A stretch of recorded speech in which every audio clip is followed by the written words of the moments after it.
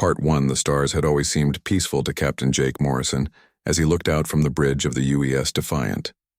He had been stationed at Earth's orbital defense platform for 3 years now, and most days were routine patrols and supply runs. Nothing exciting ever happened in the outer rim of Earth's territory. That was about to change in ways nobody could have predicted. The sensors picked up the anomaly first. Lieutenant Pete Collins called out from his station, his voice tense with confusion. Strange ships were dropping out of faster-than-light travel just beyond the moon. They were massive, easily 3 times the size of Earth's largest cruisers. Their hulls were dark and angular, covered in symbols that human computers couldn't translate. Within minutes, dozens of these vessels filled the space around Earth's lunar colonies. Jake ordered his crew to battle stations, but he kept his weapons cold. First contact protocols were clear.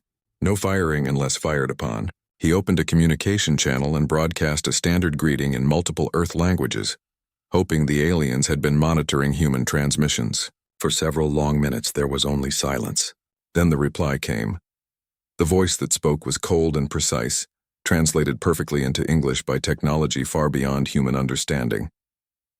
The speaker identified himself as Commander Velthor of the Zathrian Empire. He explained that the Zathrians had been watching Earth for some time. They had studied human civilization, cataloged human strengths and weaknesses, and determined that Earth would make an excellent addition to their empire. Velthor spoke as if he were discussing the weather, not the conquest of an entire planet. Jake felt his jaw tighten as he listened.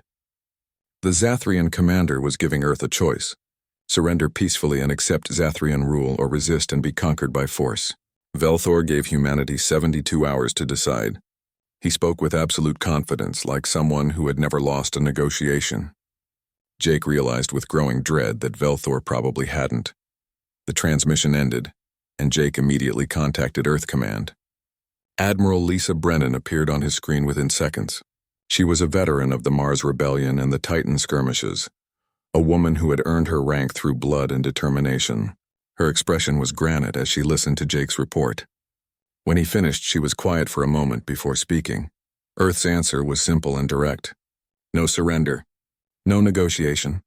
Humanity had not spent 3 centuries clawing its way off a single planet, just to bow to alien overlords. Admiral Brennan instructed Jake to relay Earth's refusal to Commander Velthor. She also told him to begin evacuation procedures for the lunar colonies, just in case the Zathrians didn't take rejection well. Jake delivered Earth's response to Velthor personally. He tried to keep his voice steady and professional, but he couldn't hide the edge beneath his words. When he told the Zathrian commander that humanity would never surrender, Velthor seemed almost amused. The alien explained that resistance was inefficient and emotional. The Zathrians had conquered 47 star systems. Earth would be the 48th. Then Velthor said something that would haunt Jake for the rest of his life. He said that the Zathrians would provide a demonstration of what resistance would cost. He said it calmly, matter-of-factly, as if announcing a weather forecast. Jake began shouting into the comm, warning Velthor not to do anything stupid, threatening consequences if the Zathrians harmed civilians. Velthor seemed puzzled by the emotion in Jake's voice. He commented that anger was a primitive response that clouded judgment. 3 Zathrian destroyers moved toward Luna Station, the largest research facility on the moon's far side. Jake's sensors tracked their approach. He ordered his ship to intercept, but the Defiant was too far away. He watched helplessly as the Zathrian ships opened fire. The lunar station's shields lasted approximately 8 seconds. Then the habitat modules began exploding one by one, venting atmosphere and people into the cold vacuum of space. 247 people died in those moments. Scientists and engineers, families who had made the moon their home, children who had never even seen Earth's surface. Jake watched it happen on his screens, unable to do anything but witness. His crew was silent around him, stunned by what they were seeing. When the last module exploded, Luna Station was nothing but debris and frozen bodies tumbling through space. Velthor's voice came over the comm again. He asked if Earth was ready to reconsider its position. He spoke with the same calm, emotionless tone, as if he had just demonstrated a science experiment rather than committed mass murder. He gave humanity another 72 hours to surrender. Then the Zathrian fleet pulled back to a holding position beyond the moon, waiting for Earth's inevitable capitulation. Jake didn't respond. He couldn't. His hands were shaking on his command console. Around him, his crew sat in stunned silence. Lieutenant Collins had tears running down his face. The communications officer, Amy Walsh, was staring at her screen like she couldn't believe what she was seeing. The weapons officer, a young man named Danny Hayes, had his hand on the firing controls, waiting for an order that didn't come. Admiral Brennan's face appeared on Jake's screen again. She had watched the destruction of Luna Station from Earth Command. Her expression had changed. It was no longer granite. It was something harder, something that burned cold rather than hot. She asked Jake for a casualty count. He gave it to her, his voice hollow. 247 confirmed dead, no survivors. Brennan was quiet for a long moment. Then she asked Jake a question. She asked if he understood what had just happened. Jake said he understood perfectly. The Zathrians had just made the biggest mistake in their species' history. Brennan nodded slowly. She told Jake to hold position and wait for orders. Then she said something that sent chills down his spine. She said the Zathrians thought they understood humans. They thought human emotion was a weakness, that anger made people irrational and easy to defeat. They were about to learn that they were wrong. Human anger wasn't a weakness. It was fuel, and the Zathrians had just poured gasoline on a fire they didn't know existed. The transmission ended, and Jake was left staring at the debris field that had once been Luna Station.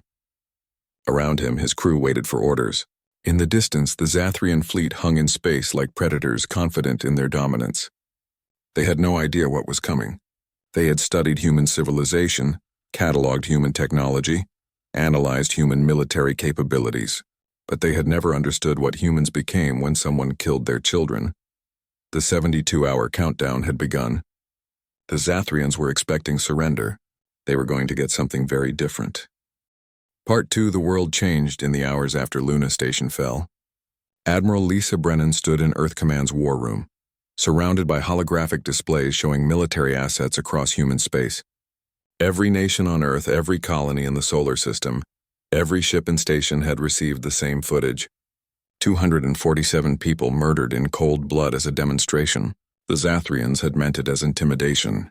They had created something else entirely.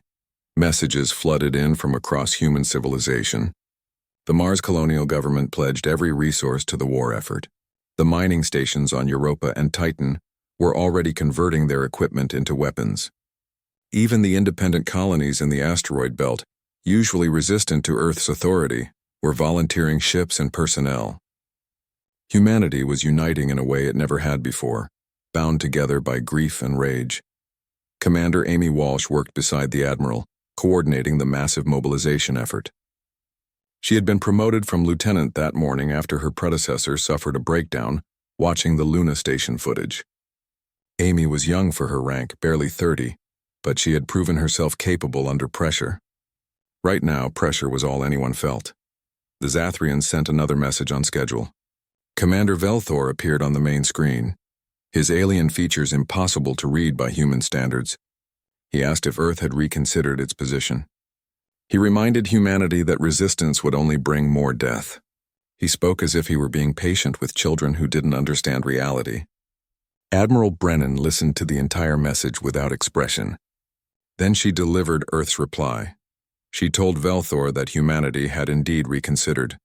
Humans had looked at what the Zathrians did to Luna Station, calculated the cost of resistance, and made a decision.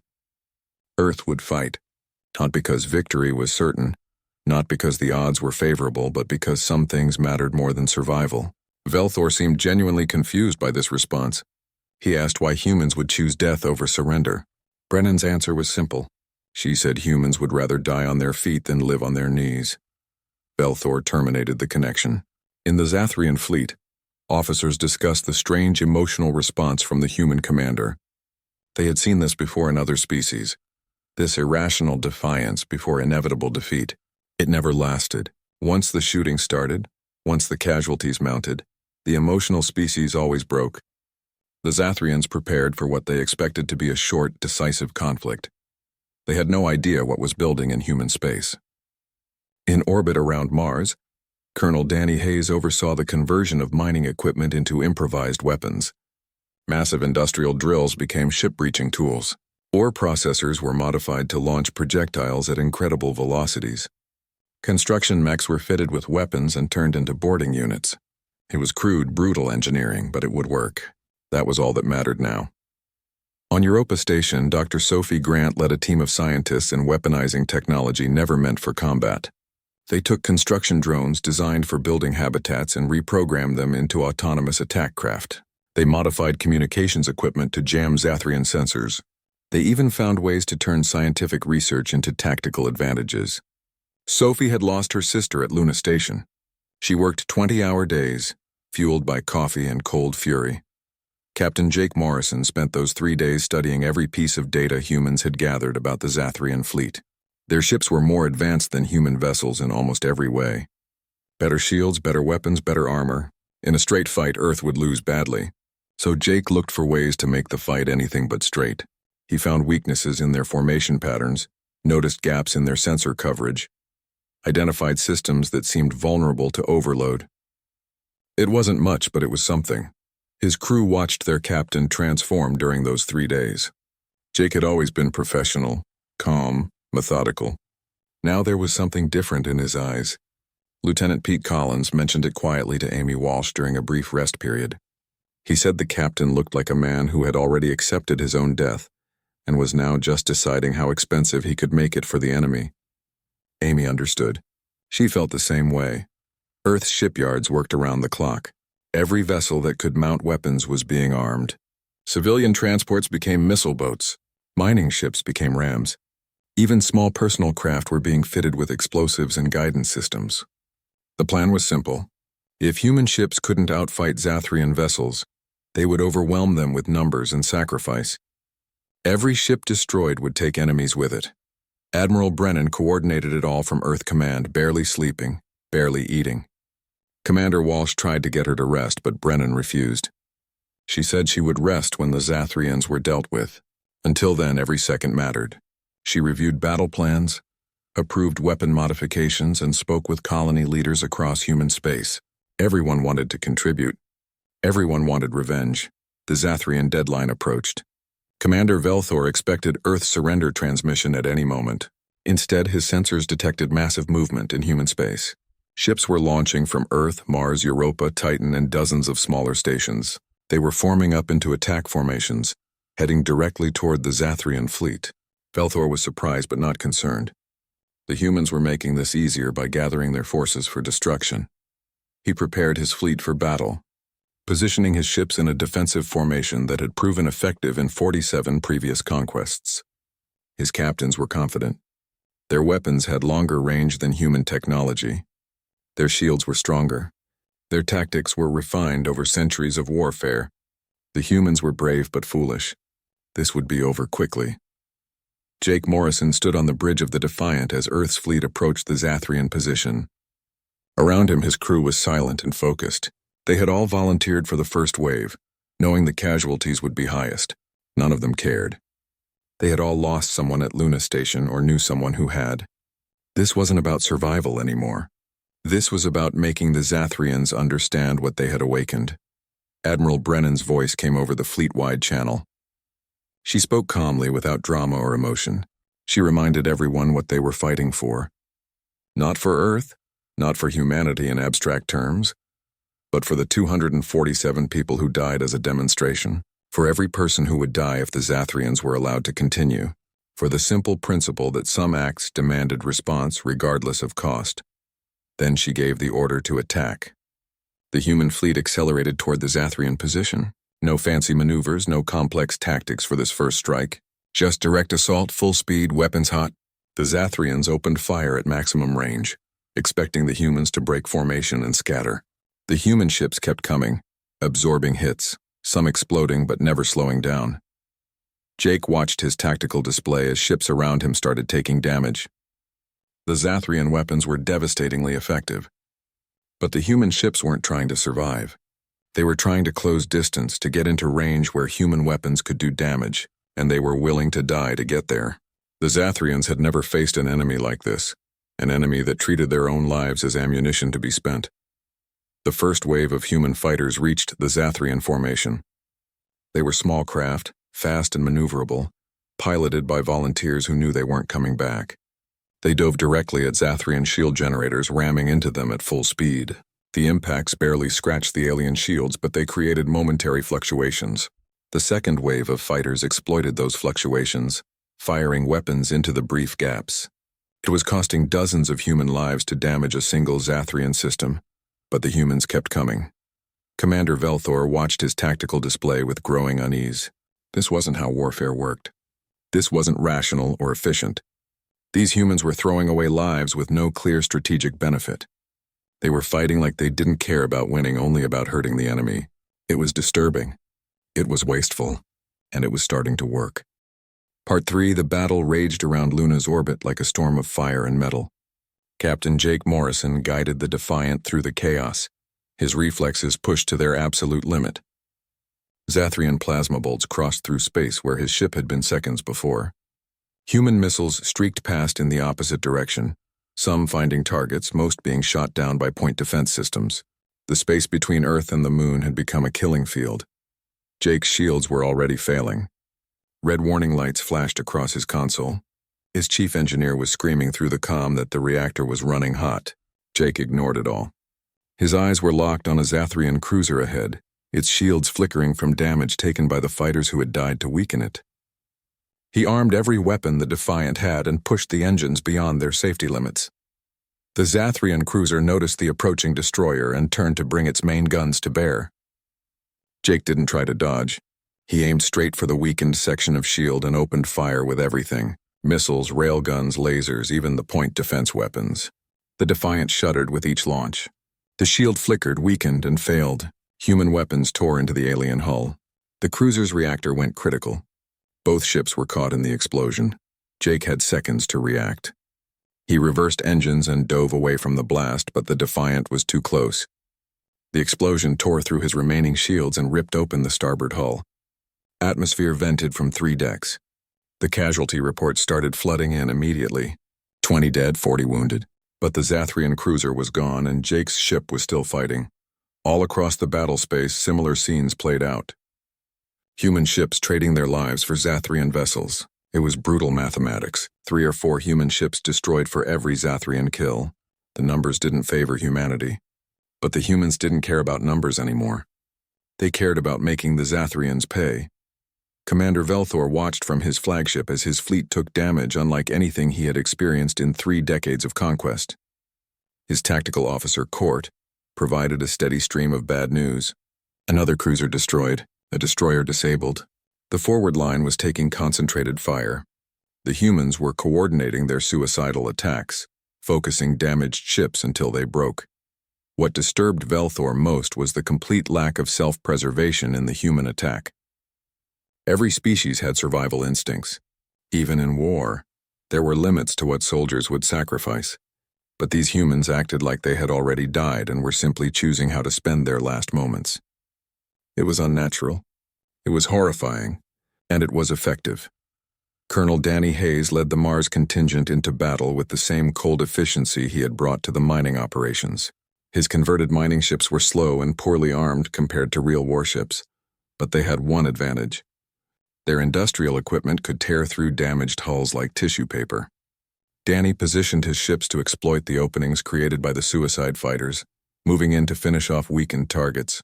A Zathrian destroyer, its shields already down, tried to escape the Mars group. Danny's ship, the Red Planet, pursued. The destroyer was faster, but Danny's engineer had removed most of the safety systems to get more speed. They caught up as the destroyer tried to maneuver behind a larger Zathrian vessel. Danny activated the mining drill mounted on his ship's bow and rammed. The drill punched through the destroyer's armor and into its interior. Danny's crew fired everything through the breach.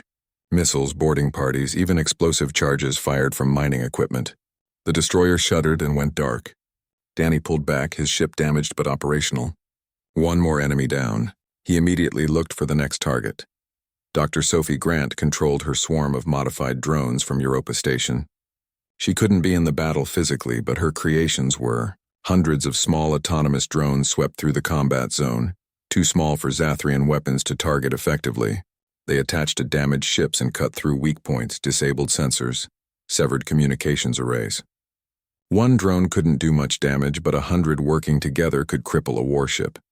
Sophie watched her screens as drone after drone was destroyed by proximity blasts or lucky hits from point defense. She didn't flinch. She just kept programming new attack patterns and launching more drones. She had built 2,000 of these things in the last 3 days. She would spend every single one if it meant hurting the Zathrians. Her sister's face stared at her from a photo on her console. Sophie hadn't slept since Luna Station.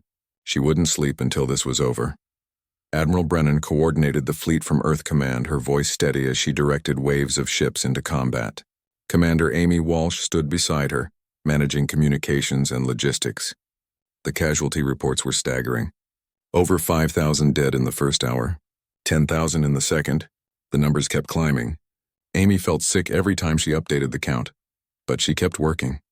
Stopping meant thinking, and thinking meant breaking down. The battle entered its 6th hour. The Zathrian fleet, which had started with 47 capital ships, was down to 32. But the human fleet had lost over 100 vessels. The math was unsustainable. Velthor knew it. His tactical staff had calculated that they could win this battle, though at much higher cost than anticipated. The humans would run out of ships eventually. What Velthor didn't know was that more human ships were already launching from Earth. Freshly armed civilian vessels, mining boats from the asteroid belt, even luxury yachts fitted with missile pods. Humanity was throwing everything into this battle. Not because they expected to win here, but because they needed to hurt the Zathrians badly enough that the aliens would never forget it. Jake Morrison's Defiant was barely holding together. Life support was failing on 4 decks. The main reactor was at 15% efficiency. Half his weapons were offline, but the engines still worked, and he still had 2 missile tubes operational. He spotted a Zathrian supply ship trying to pull back from the battle. It was lightly armed, probably carrying ammunition or fuel for the fleet. Jake aimed his ship at it and pushed the engines to maximum. Lieutenant Pete Collins protested. The Defiant was in no condition for another attack run. They should pull back, make repairs, rejoin later. Jake ignored him. He couldn't let that supply ship escape. Every resource the Zathrians lost here was one less they could use later. He armed his last 2 missiles and locked on target. The supply ship detected the approach and tried to run, but it was too slow. Jake's missiles hit the ship's engines, crippling it. The Defiant closed in and Jake fired his remaining railgun. The rounds punched through the supply ship's thin armor. Something inside detonated, probably fuel or ammunition. The explosion was massive, far bigger than it should have been. The Defiant was caught in the blast wave. Jake's ship tumbled through space, systems failing across the board. He tried to stabilize, but the helm wasn't responding. Emergency power kicked in, giving them minimal life support and communications. Jake pulled himself up from where the blast had thrown him. Around the bridge, his crew was picking themselves up, checking for injuries. They had survived, barely. The battle continued to rage around them. Jake's sensors were damaged, but he could see enough to know the fight wasn't over. Human ships were still pressing the attack, still trading their lives for Zathrian vessels. The aliens were pulling back now, retreating toward the outer system, not fleeing but definitely withdrawing. They had expected an easy victory. Instead, they had gotten a bloodbath. Commander Velthor ordered the retreat personally. His fleet had won the battle by any tactical measure. The humans had lost more ships, taken more casualties, failed to drive the Zathrians away from Earth. But Velthor felt no sense of victory. His fleet was damaged, his casualties were higher than any battle in recent memory, and the humans were still fighting. Even now, as his ships pulled back, human vessels pursued them, firing until their weapons ran dry or their ships fell apart. This wasn't supposed to happen. Emotional species broke when confronted with superior force. They surrendered when the cost became too high. But these humans seemed to have no breaking point. They just kept coming, kept fighting, kept dying without hesitation. Velthor had sent his report to the Zathrian High Council. He recommended a full withdrawal from the Sol system. Earth was not worth this cost.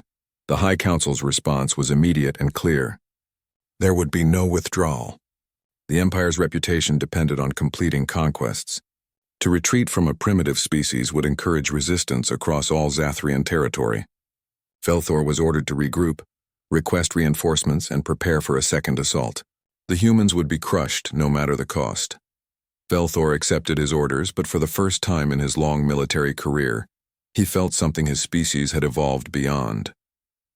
He felt doubt. He had started this conflict believing humans were just another emotional species to be conquered. Now he was beginning to understand that human emotion wasn't a weakness to exploit. It was a weapon he didn't know how to fight.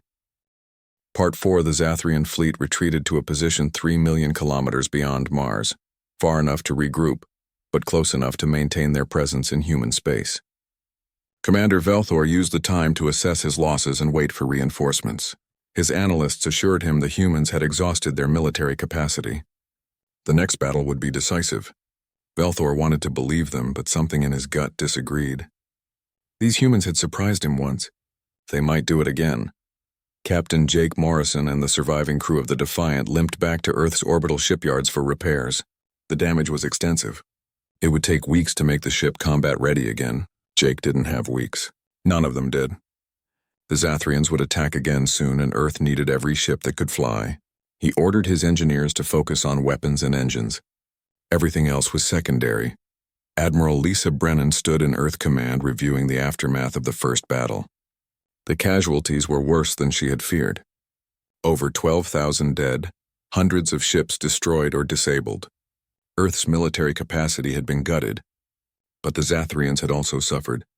Intelligence reports suggested they had lost 15 capital ships and thousands of their own crew. For an empire that had conquered 47 systems with minimal losses, this was unprecedented. Commander Amy Walsh brought the latest reports to the Admiral's attention. The Zathrian High Council had sent reinforcements. 2 full battle groups were en route to Sol system, expected to arrive within 10 days. When they arrived, the Zathrian fleet would outnumber Earth's remaining forces 3-1. The mathematics of the situation were brutal. Earth couldn't win a second battle like the first one. Brennan studied the projections in silence. Then she made a decision that would change everything. She called a meeting of Earth's top military commanders and colonial leaders. When they assembled via holographic link, she laid out her plan. Earth couldn't defend against the Zathrian fleet. But Earth didn't need to defend. They needed to attack, not the fleet. The Empire itself. The room erupted in protests. Attack the Zathrian Empire? They barely knew where it was. They had no intelligence on their defenses, no maps of their territory, no logistics for such a campaign. It was suicide. Brennan waited for the objections to die down before responding. She agreed it was likely suicide. But sitting in Sol system waiting for the Zathrians to destroy them was definitely suicide. At least her plan gave them a chance to hurt the enemy. Colonel Danny Hayes spoke up from Mars. He asked the obvious question. How would they even find the Zathrian homeworld? They had no charts, no navigation data beyond what they had observed from the enemy fleet. Brennan's answer was simple. They would follow the Zathrians when they retreated, track them through faster-than-light jumps, force them to lead Earth's fleet right back to their territory. Dr. Sophie Grant, joining from Europa Station, pointed out the logical flaw. The Zathrians wouldn't retreat. They were winning. Why would they lead Earth's fleet anywhere? Brennan's smile was cold. They wouldn't retreat voluntarily. Earth would make them retreat.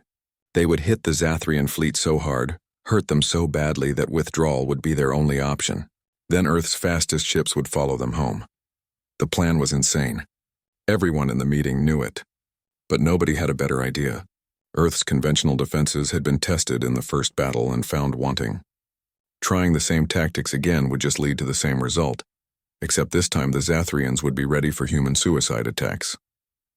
Brennan's plan at least offered something different, something the Zathrians wouldn't expect. Over the next week, Earth threw everything into preparing for one massive strike. Every ship that could still fly was armed and prepared. Civilian vessels were converted into missile boats. Automated freighters were loaded with explosives and programmed to ram enemy ships. Even small personal craft were being fitted with weapons. It wasn't about building a sustainable fleet anymore. It was about creating the biggest possible hammer for one decisive blow. Jake Morrison worked around the clock getting the Defiant ready.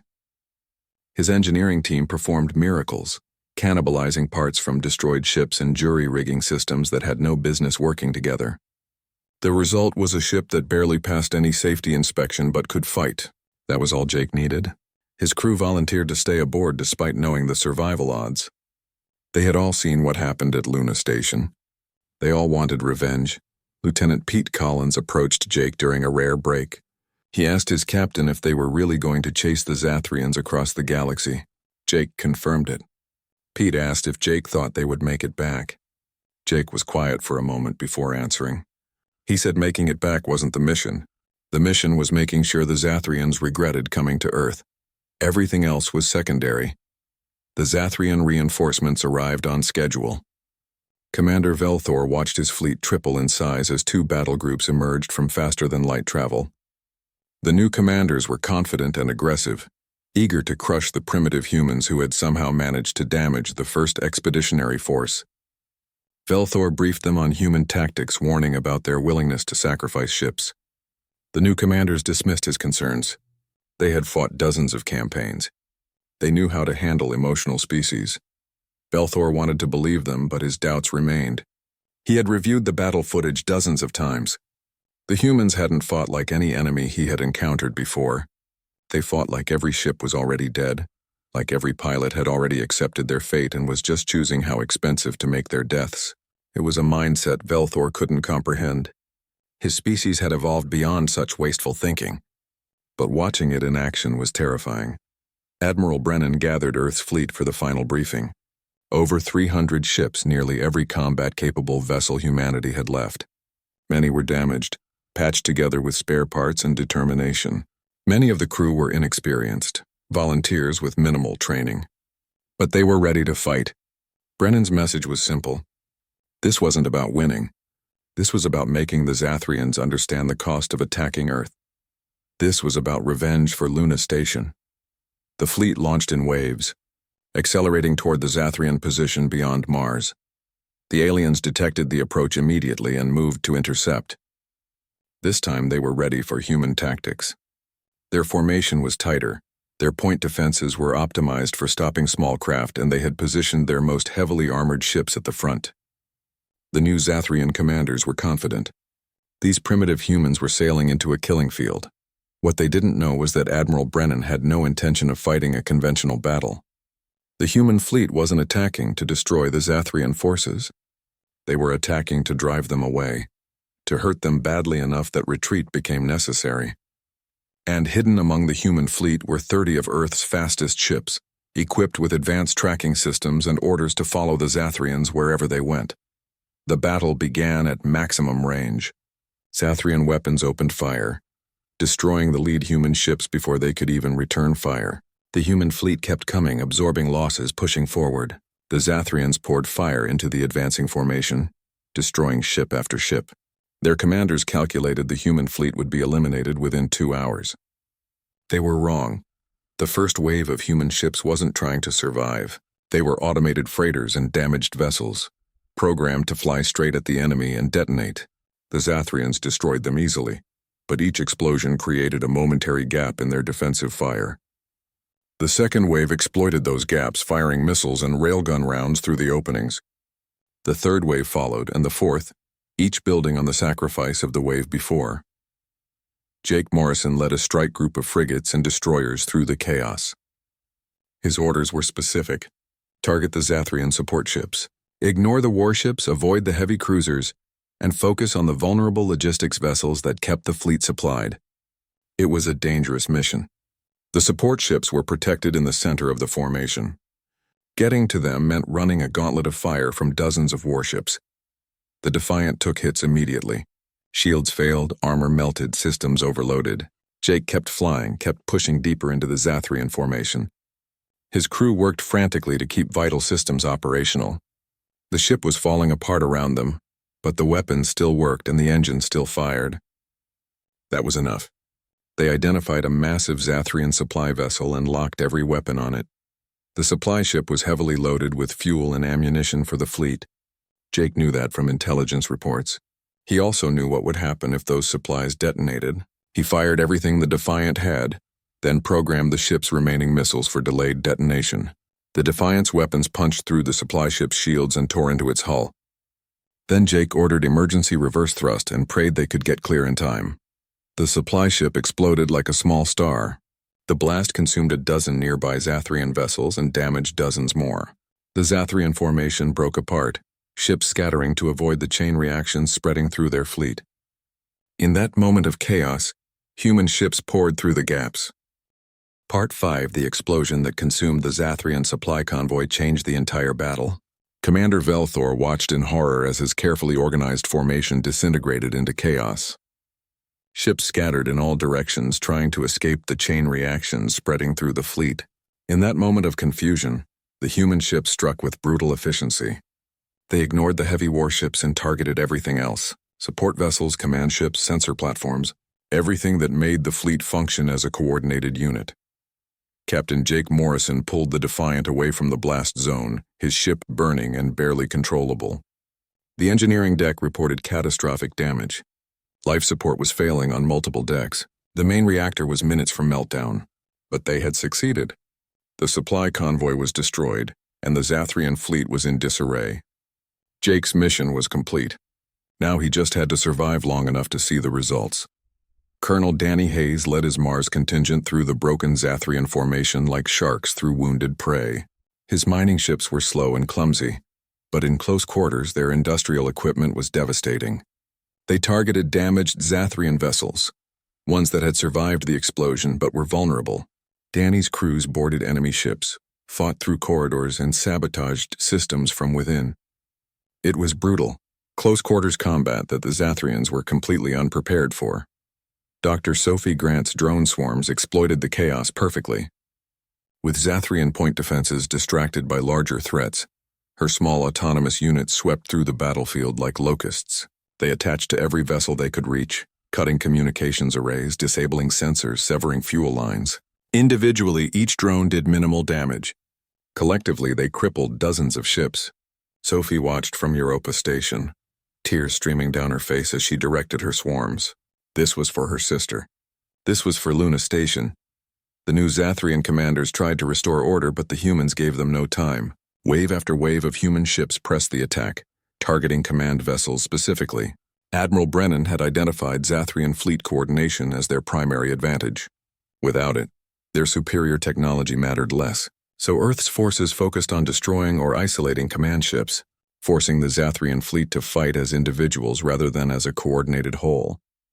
Commander Velthor realized too late what the humans were doing. This wasn't a battle for territory or a fight for survival. This was a systematic attempt to destroy the fleet's ability to function. The humans were targeting infrastructure, not warships. They were accepting catastrophic losses to eliminate support systems. It was the kind of strategy that only made sense if you had already accepted that you were going to lose, but wanted to make victory as costly as possible for the enemy. The battle raged for 8 hours. By the end, the Zathrian fleet had lost 43 vessels, including most of their support infrastructure. The human fleet was devastated, reduced to barely 100 operational ships, but they had accomplished their goal. The Zathrian fleet was crippled.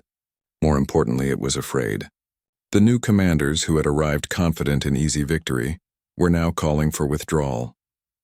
The humans had proven they couldn't be conquered through traditional means. Velthor made the difficult decision. The fleet would retreat back to Zathrian space for repairs and reinforcement. It wasn't surrender, just a tactical withdrawal. The High Council wouldn't be happy, but the alternative was watching the entire expeditionary force be ground down by an enemy that didn't understand the concept of acceptable losses. Velthor gave the order, and the Zathrian fleet began preparing for faster-than-light jump. What Velthor didn't know was that 30 human ships were waiting for exactly this moment. These vessels had held back from the main battle, preserving their speed and tracking systems.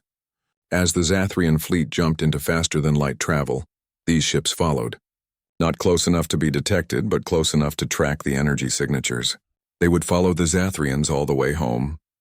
Jake Morrison's Defiant was not among the tracking ships. His vessel was too damaged to make the jump. Instead, he and his crew limped back toward Earth orbit, hoping to reach repair facilities before the ship came apart completely. They had done their part. The rest was up to others now. Jake sat in his command chair surrounded by smoke and flashing warning lights, and allowed himself a moment of satisfaction. They had hurt the Zathrians. Luna Station had been avenged, at least partially. Admiral Brennan watched the tactical display as the Zathrian fleet retreated.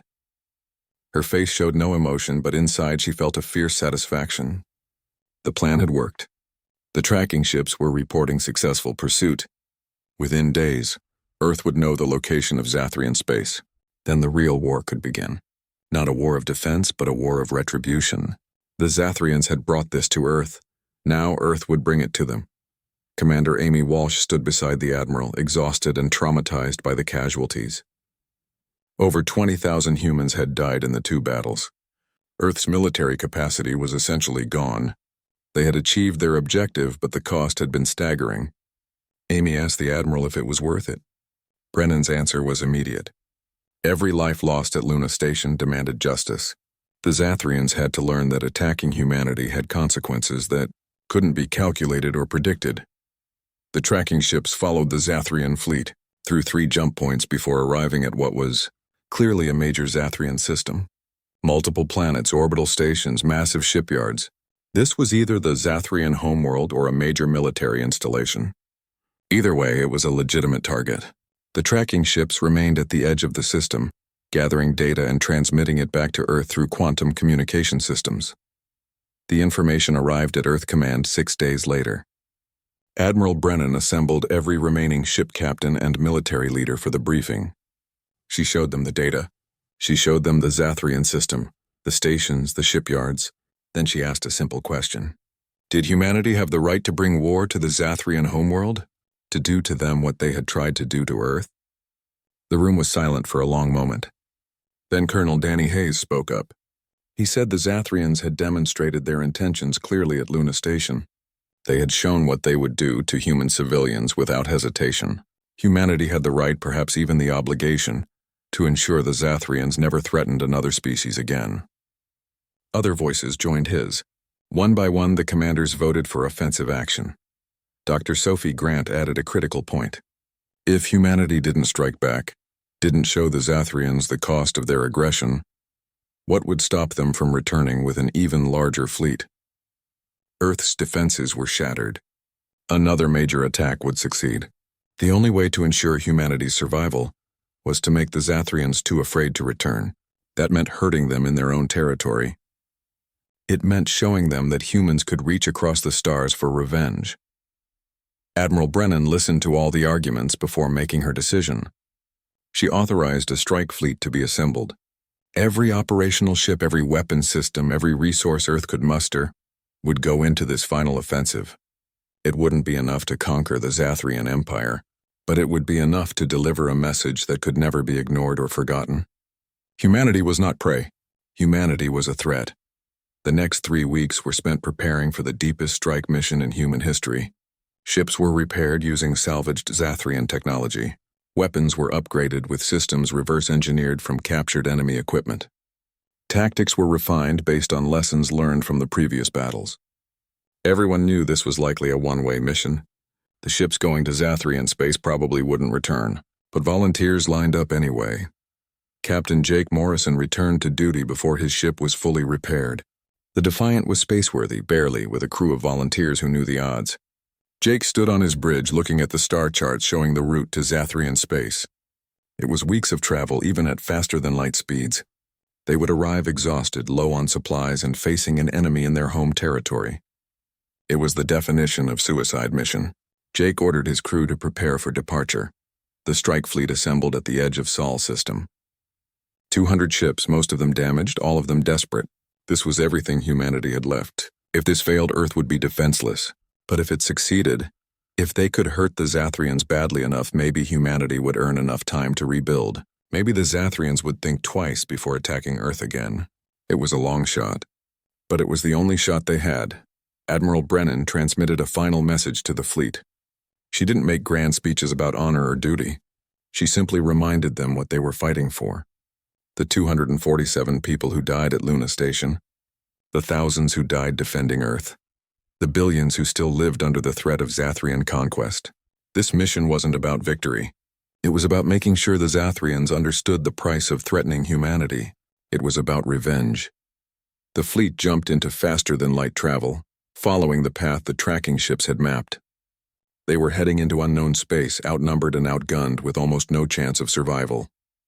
But they were going anyway. Part 6. The human fleet emerged from faster-than-light travel at the edge of the Zathrian home system.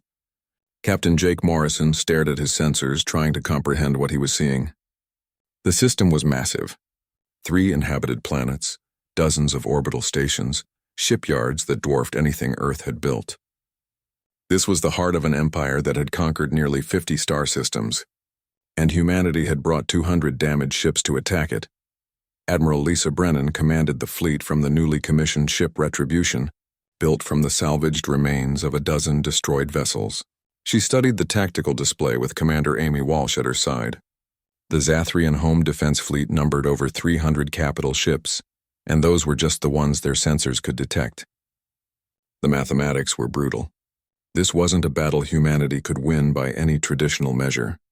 Good thing they weren't planning a traditional battle. Brennan opened a fleet-wide channel and delivered her final orders. The mission wasn't to conquer Zathria Prime or destroy their fleet. The mission was simpler and more terrible. They were here to hurt the Zathrians so badly that the Empire would never forget. Every ship captain understood what that meant. This was a terror mission, designed to bring the horror of war to an enemy that had forgotten what it felt like to be vulnerable.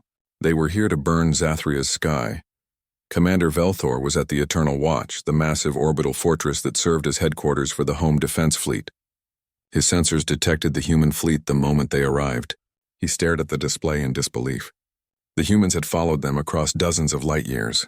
They had tracked the fleet back to the Empire's heart, and now they were here, impossibly outnumbered, preparing to attack. It was insanity. It was also exactly what Velthor had come to expect from these terrifying creatures. The Zathrian High Council convened an emergency session. They demanded an explanation from Velthor. How had primitive humans tracked their fleet? How had they traveled so far with such damaged ships? Why were they attacking when victory was impossible? Velthor had no good answers. He simply reported what he knew. The humans were here. They were preparing to attack, and based on his previous encounters with them, they would fight until every ship was destroyed. The human fleet split into 3 groups. The first, led by Colonel Danny Hayes and his Mars contingent, headed toward the shipyards. Their mission was to destroy as much construction capacity as possible.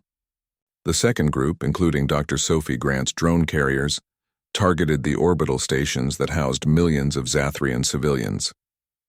The third group, led by Admiral Brennan and Captain Morrison, would engage the home defense fleet directly. It was a coordinated assault designed to force the Zathrians to choose between protecting military assets and protecting civilians. Jake Morrison piloted the Defiant toward the defense fleet, his crew silent and focused. They had traveled so far, fought so hard, lost so many friends. This was the end of the journey, one way or another. Jake's hands were steady on the controls. He had made peace with what was coming. His only regret was that there wouldn't be anyone left to tell Earth whether they had succeeded. The tracking ships had returned home weeks ago. This strike fleet was on its own.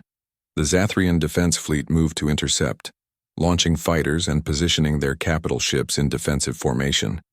They outnumbered the humans badly, but Velthor had warned them about human tactics. The defenders prepared for suicide attacks and coordinated swarm tactics. What they got was something different. The human ships didn't charge blindly. They moved with precision, exploiting gaps in the formation, targeting weak points with frightening accuracy. These weren't desperate warriors anymore. These were veterans who had learned to fight Zathrians effectively.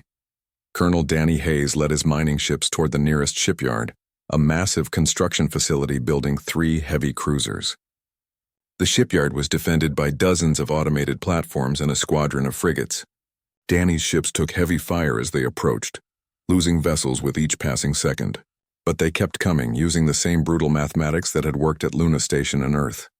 3 ships lost to destroy 1 platform, 4 ships to eliminate 1 frigate. Acceptable losses when the goal was destruction, not survival.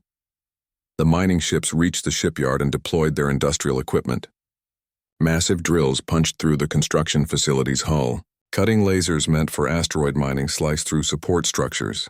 The shipyard began to break apart, the 3 half-built cruisers tumbling away into space. Danny's ship was hit by defensive fire, his engines failing, his hull breached.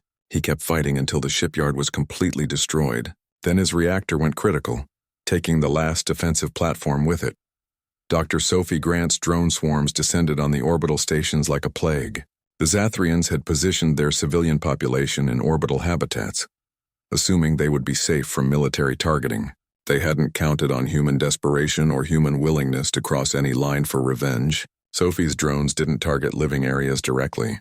Instead, they attacked life support systems, power generators, and environmental controls. The stations wouldn't be destroyed, but they would be disabled, forcing evacuations and creating chaos. Sophie watched from her command ship as the drones did their work. She thought about her sister, about Luna Station, about the 247 people who had died in cold vacuum. The Zathrians had called it a demonstration. Now humanity was providing their own demonstration. Sophie felt no satisfaction, no joy in the destruction, just a cold, empty certainty that this was necessary. The Zathrians needed to understand what they had started. Admiral Brennan led the main assault against the defense fleet. The retribution took point, absorbing fire meant for smaller vessels. Her ship's armor held barely as she coordinated the attack.